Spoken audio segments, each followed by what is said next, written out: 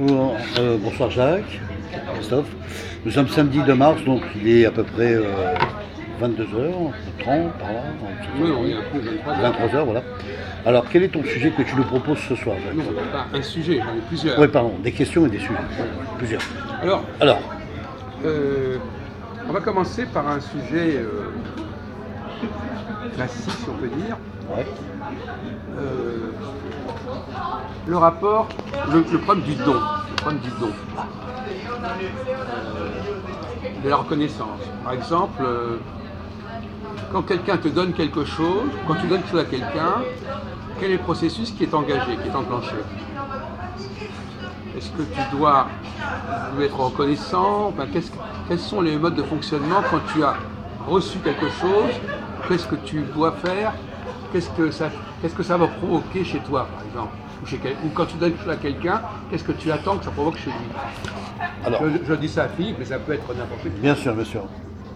Peut-être une réponse de Philippe, peut-être là-dessus. D'après l'usage, déjà, dans le cas où tu es la personne qui a reçu ce don, eh ben, tu remercies la personne qui te l'a offert et en même temps tu es un peu peut-être son obligé. Pourquoi pas? Alors moi je dirais autre chose, Jacques. Je dirais que le don, c'est une donation directe par une personne qui a les moyens, qui fait un don, par exemple un don financier, par exemple pour une association ou quelque chose de caritatif, sans forcément en attendre un retour. Voilà. Donc le don, c'est bénéficiant d'une aide potentielle pour quelqu'un qui est en panne de l'autre côté, et ça peut être rentable par rapport à cet échange de bons procédés. Voilà. Voilà. Bon, ça, c'est une... Vous voulez intervenir ou plus tard? Bon, alors on vous écoute, René. Moi, je dirais Timeo Danaos et Dona Ferentes. Vous pouvez traduire pour nos amis? Ça se passe, c'est Cassandre qui dit ça. Oui, et vous pouvez traduire? Et je crains les Grecs, surtout quand ils font des cadeaux. Et comment tu comprends ça? Moi j'ai appris ça en jouant aux échecs, je veux dire dans un livre d'échecs. C'est-à-dire... Oui, quand tu crois que l'adversaire te fait un cadeau, en réalité, il va t'attaquer par ailleurs. Attention, quand l'adversaire fait un sacrifice, il faut faire gaffe. Ouais. On peut l'accepter ou le refuser. Bon. C'est ça, au jeu d'échecs. Alors, Jacques. Alors, c'est un sujet beaucoup plus compliqué que ça.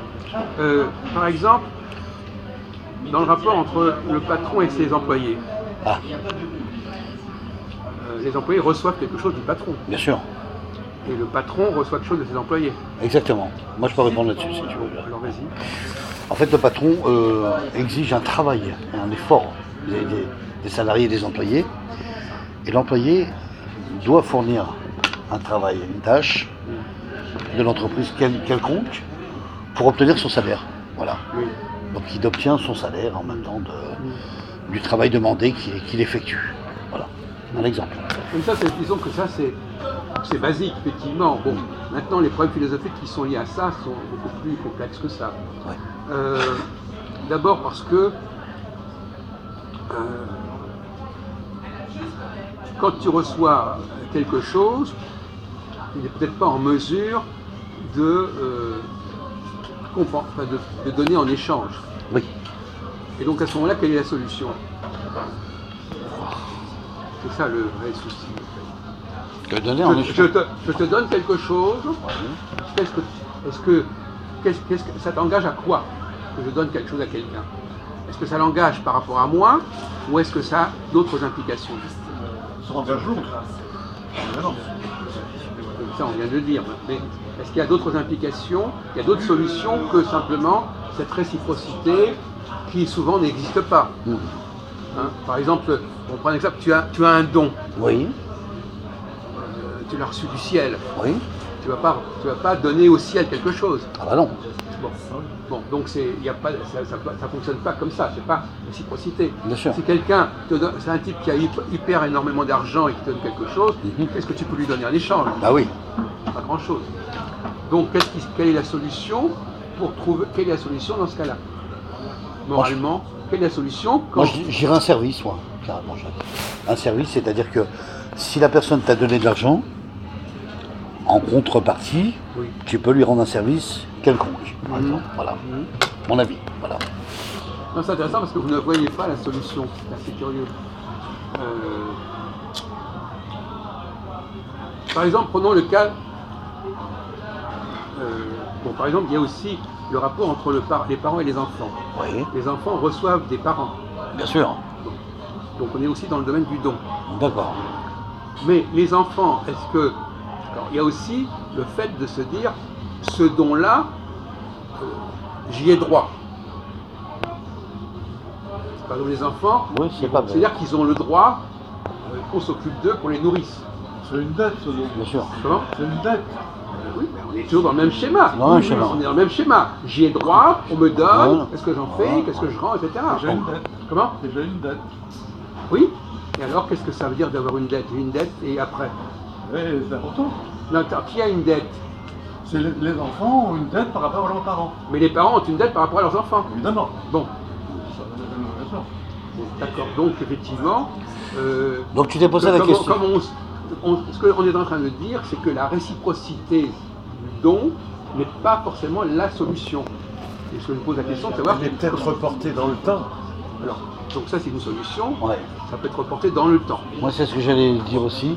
Mais moi, C'est peut-être reporté à plus tard, même, je dirais, dans le cadre majoritaire. Quand les parents deviennent un peu les enfants de leurs enfants. Oui, par exemple, ou même on va aller plus loin, Philippe. Par exemple, si les parents ont donné, par exemple, comme disait Jacques, les parents ont nourri leurs enfants, ils les ont habillés, ils les ont guidés, ils les ont informés, ils leur ont éduqués, quoi, expliqué tout ça. Les enfants aussi peuvent après être redevables pour les parents. Oui. Voilà, ça veut dire qu'ils peuvent travailler par la suite et de partager, par exemple, financièrement pour les parents. Oui. Voilà, c'est un exemple. Hein. Alors, revenons à la question. Ça existe, je veux dire. Voilà. Je vous ai mis déjà, bon, il y a plusieurs, c'est un truc Plusieurs facteurs. c'est assez compliqué. Mais un exemple qu'on peut prendre, c'est le géniteur qui pense, quelqu'un qui pense qu'il a des droits de recevoir. Ah, J'ai des droits de recevoir. Ça met voilà. Les enfants, par exemple, les enfants, ils vont dire, mais tu dois me donner ça, parce que tu es mes parents. Et l'ouvrier qui dit, ben, tu dois me payer, puisque je suis ton employé, Voilà. tu dois me payer. Donc, J'ai travaillé, quoi. c'est le patron. Voilà. Bon. Donc, à un moment donné, est-ce qu'il n'y a pas des gens qui sont plutôt en position de donner, et d'autres qui sont en position de recevoir? recevoir. Alors, je pense qu'il y a plus- Je ne sais pas si vous voyez ce que je veux dire. Ouais, ouais, je je ne peux pas comprends. aller trop loin dans mes explications, parce que moi, ça c'est pas drôle. Bah, il y a plus, enfin moi je dirais Jacques qu'il y a plus de donations, des gens qui donnent beaucoup plus que ces personnes reçoivent. Il y a moins de receveurs que de donneurs, si tu veux. Voilà. Ah, comment? Il y a moins de receveurs que de donneurs. Ben non, il y a beaucoup plus de receveurs que de donneurs. Ah bon? Ben non, mais alors explique-toi. Alors, attends, excuse, Bien on sûr. ne comprend pas là. Alors, Excuse-moi. quand Là, je, j'ai pas voilà. suivi, Ouais, là. non, mais quand je dis ça, quand je dis qu'il y a plus de donneurs, c'est-à-dire. Non, plus de receveurs que de donneurs. Ah non, Il y a- non, je dis plus, il y a plus de donneurs que de Il y a receveurs. plus de donneurs que de receveurs. Voilà, c'est ça que j'ai dit. Alors, c'est étonnant, parce que... Alors, on va laisser parler notre ami... Ouais, d'accord, René Renaud. Renaud. La plus belle fille du monde ne peut donner que ce qu'elle a. Alors, j'ai l'impression que tu es un peu endormi. Est-ce que tu es d'accord avec la formule de ton copain Christophe? Philippe. A priori, moi je suspends mon jugement, mais je sais que dans la religion juive, on dit qu'il y a des donneurs et des receveurs. Oui. Comme Oui. si quelqu'un était destiné, je l'ai toujours entendu, Exemple, à c'est être d'accord. soit l'un, Ben voilà. soit l'autre. Voilà. Mais c'est pas la clé Des problème, là. des circonstances. Non mais il y a effectivement, il y a plusieurs clés dans cette discussion qui peuvent durer assez longtemps, parce que c'est pas la peine de faire des sujets qui sont trop courts. Alors, moi ce que je voudrais savoir c'est, bon, notre ami Christophe a dit, il y a plus, essayer d'être un peu logique. Alors, je vais demander à René Louis, est-ce que la formule, il y a plus de donneurs que de receveurs, tu l'acceptes? Ou est-ce que tu penses que c'est l'inverse?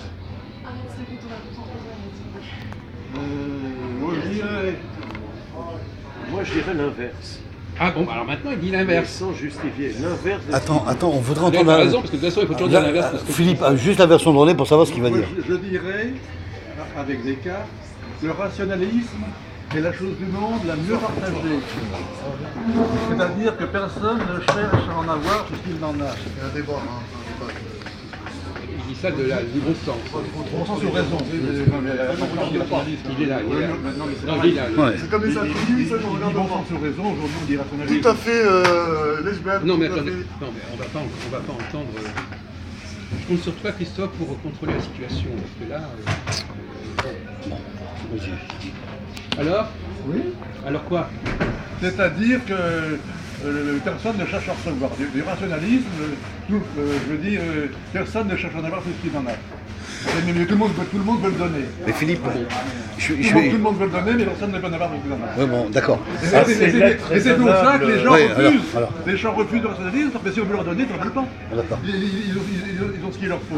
Il vaut mieux parler des gens dans la réalité, pas une espèce de catégorie comme ça idéalisée. Non, c'est général. C'est Non, mais, général. non, mais il fait allusion à la formule de Descartes qui dit que personne ne se plaint de ne pas avoir assez de bon sens. Dans le cas, effectivement, il y a des domaines où les gens ne veulent pas recevoir parce qu'ils considèrent que c'est humiliant C'est ça. de recevoir C'est ça, exactement. parce qu'ils en ont assez. C'est ce que je voulais te dire, Jacques. Mais bon, ça c'est vrai, ça peut exister. Ça peut être Et vrai. c'est des cas très particuliers parce qu'en réalité, dans bien des cas, les gens sont bien contents de recevoir. À commencer par les enfants. Bien sûr. À commencer par les ouvriers et les employés. Bon, cela dit, Et les organismes, entendu. notre ami Philippe a dit Oui. qu'il considérait qu'il allait démontrer l'inverse de ce que tu avais dit. Oui. J'allais démontrer, non. Non, il a dit qu'il allait le dire, Ouais, mais il ouais. n'allait pas s'expliquer. Mais je voudrais savoir dans quoi Ouais, tu ouais. te bases, Philippe, quand tu me dis que dans la religion juive, Ah oui. les donneurs, il y a les donneurs et les receveurs. Ah, moi, c'est ce que j'ai toujours entendu. D'accord. Ah, ce que tu as entendu. Absolument. Oui, parce que moi, ça me paraît surprenant, parce que... Non, pertinent. Oui, pertinent, si tu veux, alors. Non, mais moi je considère que c'est pertinent. D'accord, ok, Jacques. Parce que pour moi, si on prend le rôle de la tzedaka, c'est clair. Il y a un paquet de donneurs. Maintenant, de receveurs, je crois que c'est le rabbin qui peut se charger de la situation. Tu vois. Chacun pense à des cas Tu particuliers, vois, la tzedaka, C'est un exemple. Descartes, mais en réalité c'est des cas tout à fait Et que c'est bien. périphériques. Par exemple, dans le monde de l'entreprise, il y a surtout des gens qui sont salariés et qui sont beaucoup plus nombreux Bien sûr. que les patrons. Bien sûr. Donc, Tout à fait, donc Jacques. il y a beaucoup plus de receveurs. Le receveur que de donneurs dans le C'est secteur c'est entreprise. l'inverse de ce que tu as dit. Oui, mais quand je t'ai dit ça, c'était par rapport à certains organismes. Je le précise parce que Ah oui, non, mais je ne veux pas d'accord. dire dans le sens du travail, si on parle Mais dans le même sens dans du les travail. organismes, de toute façon, d'une manière générale, effectivement, c'est pour ça que je dis que les deux choses qu'a dit Philippe sont justes. Premièrement, effectivement, il y a des gens qui sont plutôt en position de donneur Ouais. et d'autres qui sont plutôt en position de Ouais. receveur, fondamentalement. Et deuxièmement, dans bien des cas, Ah. le nombre des donneurs est beaucoup plus faible que celui des receveurs, et il y a des donneurs qui donnent à beaucoup de monde. Oui, tu as raison. Donc je ne Jacques. comprends pas Oui. comment on peut Non. dire des choses pareilles. Non, là où tu as raison, Jacques, attends, tu permets. Ça va- Chacun a c'est ses versions coupé. différentes. Tu as raison dans le sens de l'entreprise qu'il y a plus de gens qui cherchent du boulot et qui voudraient travailler. C'est ça, tu Et comprends qui pas. voudraient travailler. Il est en train de se filmer lui-même. Laisse-moi parler, qui est en train de travailler Arrête. et qui s'occupe de la situation où le patron va recevoir ces gens-là pour qu'ils travaillent dans l'activité de l'entreprise. Donc ils vont être, il va être receveur de la situation des salariés. Là, il a raison, Jacques. En contrepartie, le patron, s'il va les payer, donc il y aura forcément un donneur, une donation financière. Donc ils seront payés, ils auront leur salaire. On est d'accord, Philippe. Voilà. Donc c'est Et un dans le peu, domaine des c'est un peu du allocations, c'est 50-50, pareil. Philippe. Dans les Voilà. allocations, c'est pareil. Oui, bien sûr, Les gens, exactement. il y a beaucoup plus de. L'administration, il y a c'est pareil. Il y a très peu de donneurs et beaucoup de Receveurs. Donc c'est le contraire de ce que tu as dit. Voilà, point final. Donc ça, sur ce point. Bon, maintenant, je redémarre la question.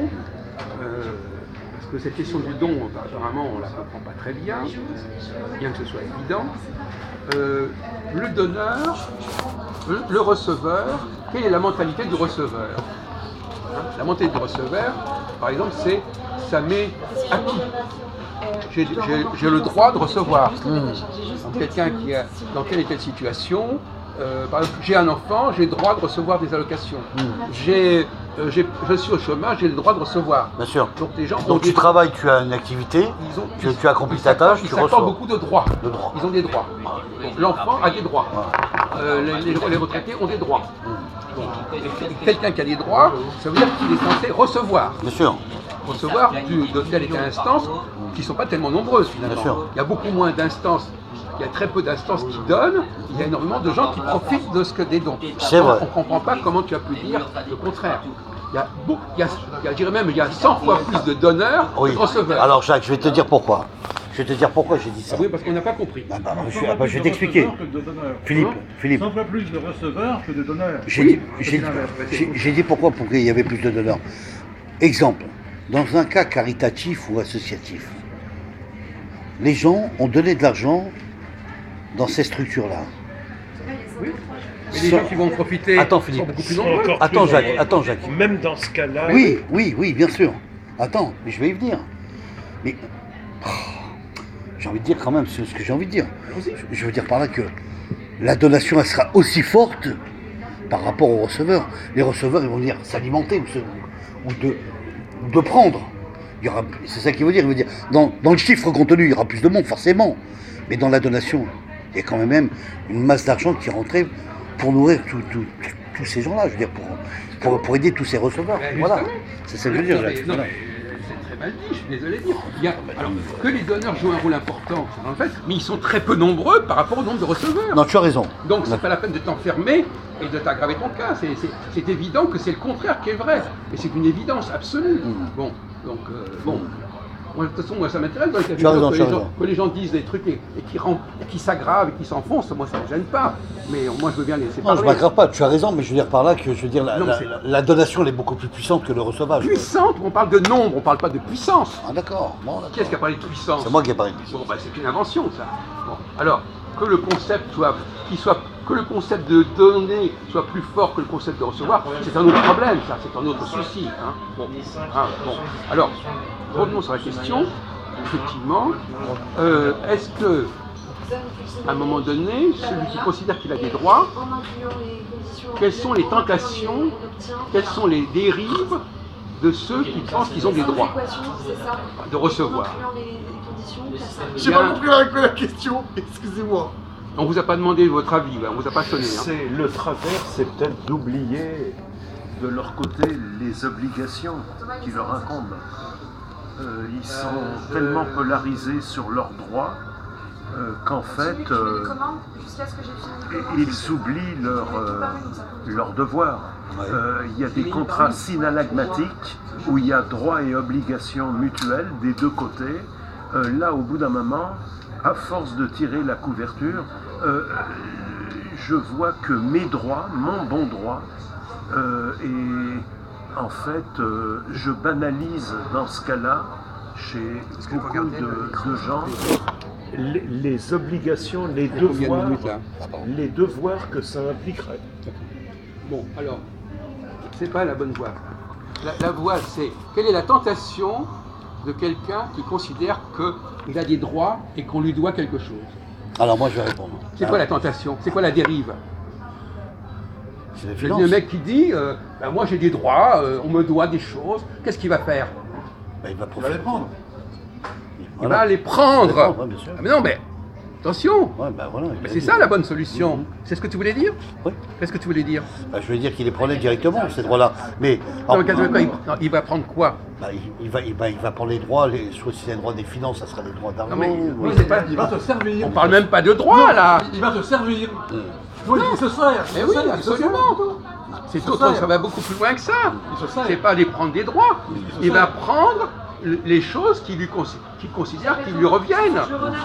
Il va voler.